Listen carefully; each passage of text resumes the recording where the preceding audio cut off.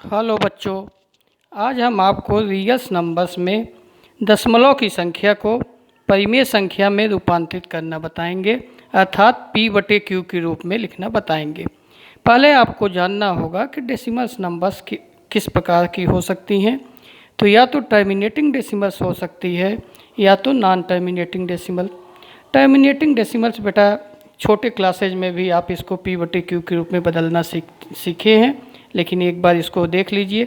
जैसे 0.75 को बदलना है तो जहाँ दशमलव है वहाँ 1 लिख लीजिए, 2 स्थान आगे ले जाना है तो 2 जीरो ऐड करिए तो हो जाएगा 75/100।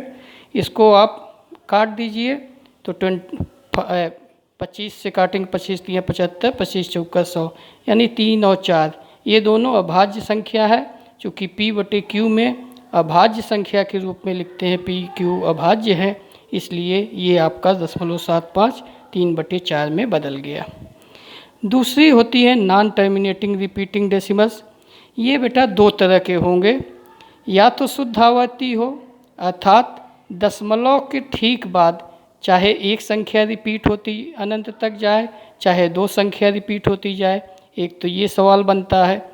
दूसरा सवाल बनता है मिश्र आवर्ती दशमलव, कि दशमलव के बाद एक संख्या छोड़ के दशमलव के बाद एक संख्या बाद बने, या दशमलव के बाद दो संख्या न रिपीट होके तीसरी चौथी से संख्या रिपीट होना शुरू हो।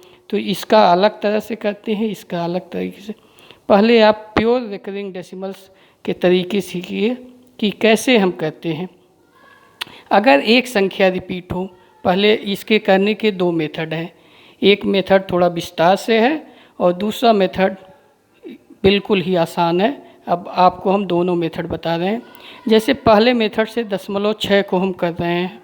0.6 को करने का तरीका क्या है, हम x बराबर 0.6 का बार मान लिए तो 0.1 स्थान रिपीट हो रहा है बार बार, तो आप इसको 10 से मल्टीप्लाई करेंगे, 10x, तो फिर 6.6 बार।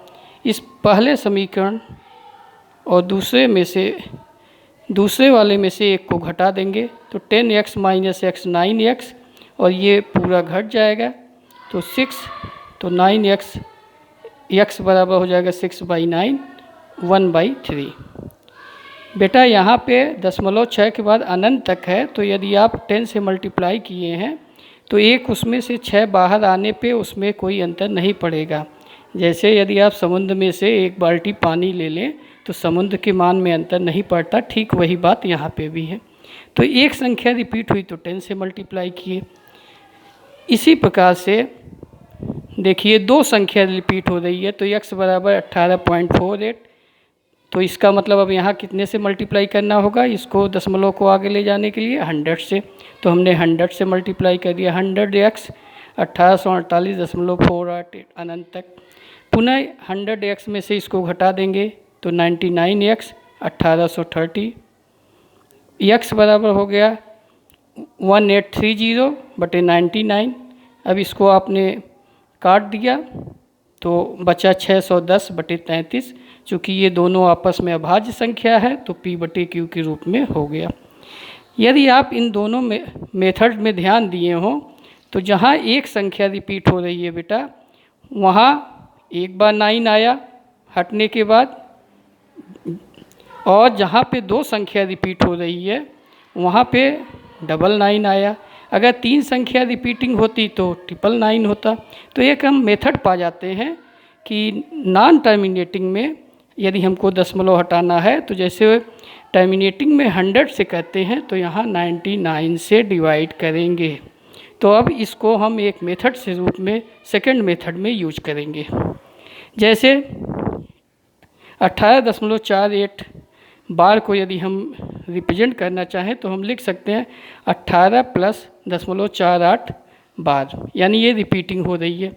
18 को लिख लीजिए प्लस, अभी दो स्थान आगे ले जाना है तो 48/99, तो सीधे 1830/99, 610/33। तो ये डायरेक्ट मेथड है बेटा और इजी भी है।